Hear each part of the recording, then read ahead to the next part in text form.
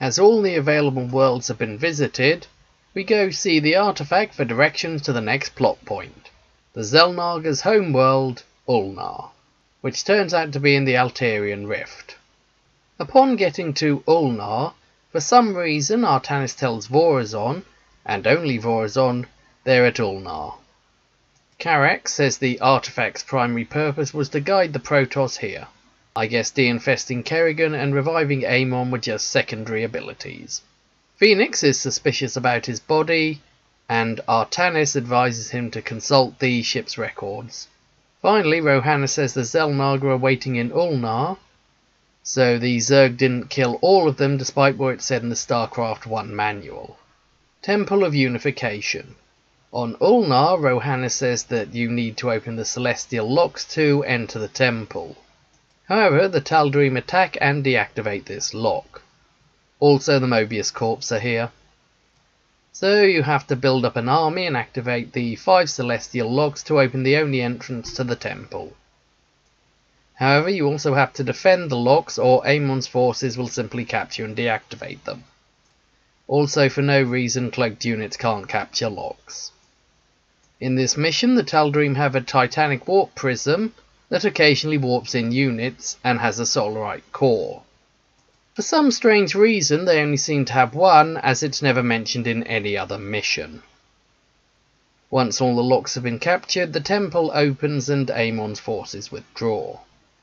Back on the Spear of Adun, no one is entering the temple. Artanis tells Vorazon the Xel'naga can end this war. Vorazon asks why they haven't already acted, and Artanis says he plans to enter the temple alone to find out. Phoenix is reading the archives of his actions, which are clearly references to movies such as Saving Private Ryan, Die Hard, and Predator. Though at the end Phoenix does question their accuracy. Karak says the artifact is siphoning void energies to configure itself for a second purpose, foreshadowing that this plot device is still relevant. The Infinite Cycle. Artanis decides to walk into this temple without his army, even though there could be a huge Tal'Darim or Mobius army inside. There he sees a prophecy shrine showing Zeratul, Shakuras, and Kerrigan. Kerrigan suddenly appears for some reason, and is seeking the Xel'naga. Then a hybrid attacks. Kerrigan gets beaten and Artanis attacks the hybrid using an ability he didn't use in his fight against Zeratul. Then Kerrigan kills the hybrid. Afterwards, Artanis and Kerrigan decide to work together, but for unknown reasons don't tell their armies about this or call for reinforcements. Once in the temple, Kerrigan says she's been fighting hybrids for days.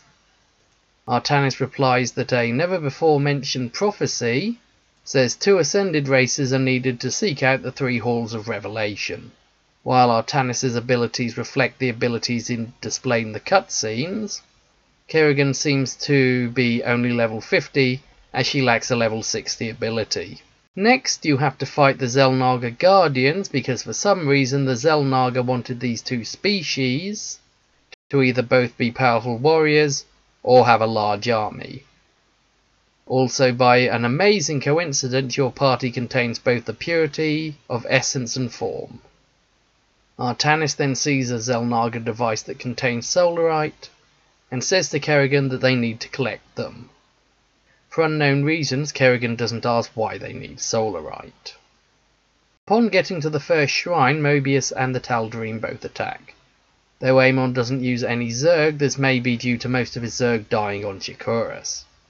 Once Amon's forces are dead, the shrine shows Artanis that the Xel'naga were born in the void, perpetrate the infinite cycle, and are waiting for 2 races to assemble the artifact they split into 5 pieces and left in Xel'naga temples on 5 different planets. Artanis then explains to Kerrigan that Amon can be forced back into the void if separated from the Templar. Despite Kerrigan wanting to defeat Amon, and Artanis never telling Kerrigan about Amon corrupting the Khala, she seems indifferent to these revelations. Next, the Tal'Darim start breaching the inner temple, which they weren't able to do earlier for unknown reasons. After more Tal'Darim, Mobius and hybrid attacks, Artanis and Kerrigan get to the second shrine. During the info dump, they learn that the Xel'naga observe their offspring without interfering. For some reason, this always leads to exactly 2 races that have the abilities they need, who are never wiped out by any of the unnecessary races. Though it doesn't explain why this couldn't all be contained in 1 shrine, or 3 shrines in the same room. Artanis then realizes that the Xel'naga couldn't have uplifted the Protoss, because the Xel'naga don't interfere, even though they made an artifact that contained their location. Kerrigan is also indifferent to this, even though the Xel'naga were involved with the Zerg, and in Heart of the Swarm Amon enslaved the Overmind. Then you head to the 3rd shrine, which is being attacked by the hybrids, showing that any race can get to these shrines if they're strong enough. After getting to the last shrine before the time limit ends, and defeating the hybrids, you learn that the Xel'naga are in the chamber ahead and will sacrifice themselves to make new Xel'naga. After entering the chamber, you find the Xel'naga are all dead. Then Amon appears and for no reason tells Artanis that he's creating a new body for himself. Next, Alarak appears on the Spear of Adun, beats Vorazon in combat, and tells Vorazon that Amon has opened a gateway to the Void. Though Vorazon is skeptical of Alarak, he explains that Amon has somehow betrayed his people and he wants retribution. So Vorazon agrees to work with him. Carax then confirms that a gateway to the Void has been opened, and that they can't find Artanis. As Rohanna has been possessed by Amon, she offers no advice. Harbinger of Oblivion. This mission begins with Alarak telling you where Artanis is, but doing nothing to stop the nearby Tal'Darim attacking him. You then get High Templars, who are suddenly able to use all their abilities, even though they're not connected to the Khala, and in the previous Starcraft games the Dark Templar were unable to train High Templar because they'd severed their nerve cords.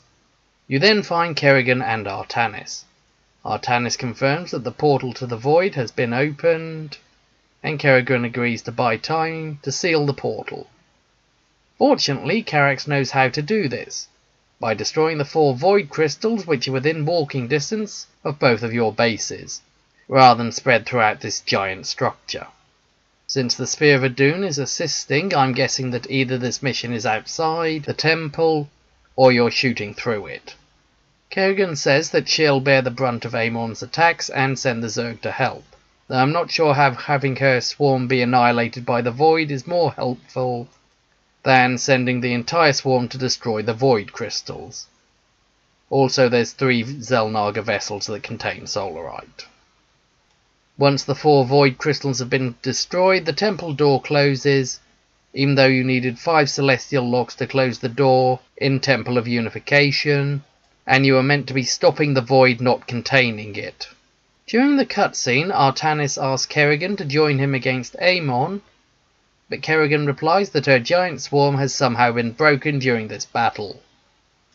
Next, Alarak says Amon broke a covenant, but doesn't explain what Amon actually did. Next, he says that in exchange for helping him become High Lord, he'll end the hostilities between the Tal'Darim and the Protoss. Vorazon now seems to hate Zeratul less because he was right about where the Xel'naga were, though she doesn't mention hating Kerrigan, even though Kerrigan corrupted her mother. Artanis tells Rohanna that the Khala must end because Amon is using it. Rohanna counters that she can use the Khala to see into Amon and use this against him. Carax says the artifact can siphon and redistribute energy. This is why it can cleanse an infested Terran and use their psychic energy to bring a dead god back to life. It can also extract Amon from the Khala. Phoenix has realised he's a clone of Phoenix, though Artanis still believes in him. Alarak reveals that he hates Amon, and Artanis replies that he also hates Amon. However, as Protoss can't emote, this scene lacks any emotional impact. Finally, Rohanna reveals that Amon is using the Golden Armada to eliminate life in the Kaporu sector, even though there's no obvious benefit for Amon in doing this. Artanis says they can't fight the Golden Armada with their current forces. Vorazon wants to attack Amon's other forces. Phoenix wants to use the Purifiers, Alarak wants to take control of the Tal'Darim, and Karax reminds everyone about the Mobius, but Artanis counters that they don't know where they are. Conclusion. The artifact once again acts as a plot device by using a never before mentioned ability to show the characters where they need to go to find the Xel'naga, despite it functioning very differently in previous games. It's also not explained why the Xel'naga split the artifact into 5 pieces if they wanted someone to use it to find them, especially since it wouldn't work if even one piece was destroyed, such as being incinerated by a solar flare. In Temple of Unification, Amon has brought Tal'Darim and Mobius soldiers here, but not the Golden Armada, which is odd given that he's supposed to have lost contact with the Tal'Darim and Mobius in the Kaporu sector, yet in Spear of Adun he had full control over the Golden Armada. It's also unclear if the Tal'Darim and Mobius have just arrived or have been here for some time, as Amon hasn't destroyed the temple from orbit. It can be assumed that he's only recently got here. As the Infinite Cycle had a lot of plot development, it will take a while to explain all the problems caused. First, I'll start with the positives. Upon getting control of Artanis, you find that the moves he used against the hybrid was Lightning Dash, and the one he used on Securus was Resurgence. This is good as Artanis' cutscene abilities can also be used in the game, rather than when the plot needs them. Karax's comment about additional modifications also explains why he couldn't use them against Zeratul. Regarding the problems, firstly, how did Kerrigan even get here? She didn't have the artifact and couldn't have followed Artanis, as she mentions arriving before him. It's possible Kerrigan followed Mobius or the Tal'Darim here, but she should have provided an explanation. Secondly, despite swearing revenge against Kerrigan multiple times in the last mission of Brood Wars, Kerrigan, this is Artanis. My brethren and I have come to avenge the deaths of Phoenix, the Matriarch, and all of the other Protoss who fell before the Swarm. It is long past time you paid for your crimes against our people. Savor this victory, Kerrigan. For the Protoss will never forget your treachery. We shall be watching you. Artanis decides to spare her because she's in a picture on a stone tablet. This scene would have worked better if Zeratul had remained the protagonist, as he spent the previous 2 games trying to help Kerrigan, or if on Aya Zeratul had told Artanis that Kerrigan had to remain alive due to the prophecy. Thirdly, despite knowing that Amon has a large army in the temple, and that all will be lost if he destroys the prophecy shrines, neither Artanis or Kerrigan call for reinforcements to assist them, or have their armies attack Amon, so he has to divert forces from the temple. The reason for this is that the writers wanted to focus on the 2 races' heroes working together, but couldn't come up with a situation that wasn't utterly contrived. Fourthly, Artanis mentions a prophecy about 2 races working together, but doesn't explain where this prophecy is from. It can't be Zeratul, as he's said to get the artifact in order to find the Xel'naga. It can't be the Xel'naga who visited the Protoss because they were controlled by Amon, and he would have no reason to explain how this temple worked. I suspect the writers needed an explanation for how the puzzles in this temple work, but failed to explain how Artanis would know this. Fifthly, how has Kerrigan failed to find any of these shrines after days of searching this temple? It would have made more sense if she found the shrines but didn't know what they were. Then she could have guided Artanis to them, which would explain how they found all the shrines so quickly. Sixthly, the big retcon regarding the origins of the Zerg and the Protoss. In Starcraft 1, the Xel'naga uplifted the Protoss, abandoned them because they were a failed creation, created the Zerg, and were wiped out by the Zerg. In StarCraft 2 this was retcon, so Amon, a Xel'naga, uplifted the Protoss, abandoned them for no reason, even though he had the power to mind control them, enslaved the Zerg, was killed in a way not yet explained that resulted in the Zerg being freed, although they still decided to combine with the Protoss to make hybrids, while Nerud planned to bring Amon back to life. This created a plot hole as Amon abandoned the Protoss when he needed them to make hybrids and could mind control them.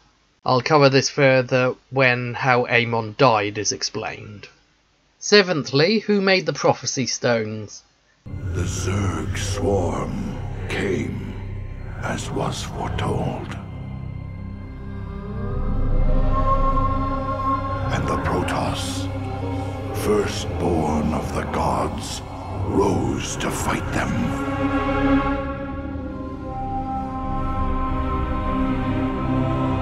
Now, the Xel'naga that forged us all are returning. But do they come to save? Or to destroy? Xel'naga temples and the artifact pieces in Wings of Liberty. If the Xel'naga don't interfere, then it must have been Amon, but why would he make the stones describing himself as the Fallen One and claiming it would start with the Overmind? Why would he make the Xel'naga temples throughout the universe, especially one that could destroy his Zerg army? Why would he make 5 artifact pieces telling people where the Xel'naga were, if he already knew this? I suppose the Xel'naga could have made these temples and artifact pieces before seeding life, but this sounds like interference, especially since species that find these temples before other species will gain a huge advantage. It also doesn't explain the prophecy stones, as they would have to have been made after Amon was killed. Yet if the Xel'naga thought Amon was still a threat, why didn't they try to stop him? It seems that when the writers tried to retcon Starcraft's 1 story, they created multiple plot holes. Eighthly, when did Amon kill the Xel'naga in this temple? There's no sign of this room being broken into, so Amon must have had his forces head straight to the Xel'naga to kill them, close the door after leaving, then ordered these forces to destroy all the prophecy shrines. Though it does seem odd that the Xel'naga didn't defend themselves from the army attacking their temple. And ninthly, why does Amon want a physical form? I suspect the writers are just copying what the Overmind did in Starcraft 1, without thinking of why the villain would want to do this.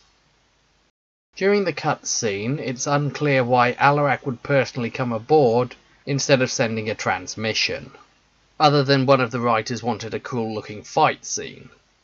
Alarak's reasons for wanting revenge on Amon are also unclear, as he doesn't explain how he's been betrayed by Amon, or what he was expecting Amon to do in this temple. While it's not explained how he knows where Artanis is, he most likely got this information from the other Tal'Darim, so this is just badly explained rather than a plot hole. Upon starting Harbinger of the Oblivion, we get another retcon where High Templars can exist without the Khala, despite the StarCraft 1 manual stating that without the Khala, Protoss can't control their powers, and the Dark Templar not having High Templar because they severed their nerve cords. I suspect the writers wanted High Templars in this game, so they just hand-waved all the problems, rather than addressing them. This is another example of bad writing. Next, Kerrigan seems to order her army to stand around and die, rather than producing a large army and attacking the Void Crystals in force. I suspect the developers did this so the player would have to destroy these crystals, but it makes no sense in context. After the battle, Kerrigan states that the army the player spent the entire last game creating by infesting multiple planets, and was still huge during the prologue missions, has been broken, even though in this mission Kerrigan only lost 3 hives. I suspect the writers did this so the Protoss would have to defeat Amon by themselves, but as the player never sees any battles capable of wiping out such a massive army, it comes across as contrived. Next we learn that Amon is attacking the Terrans, even though attacking the weakened Kerrigan would be far more beneficial. I suspect the writers had Amon attack the Terrans to justify another Terran mission, rather than because it made sense to do this. In conclusion, the plot was contrived and full of retcons. Kerrigan just happened to find her way to Ulnar because the plot needed her to be here. Then she lost her entire army to justify her not doing anything for the rest of the game. Amon created the Protoss and then abandoned them for no reason to create the Zerg, even though the Protoss worshipped the Xel'naga as gods, and Amon had the ability to mind control them.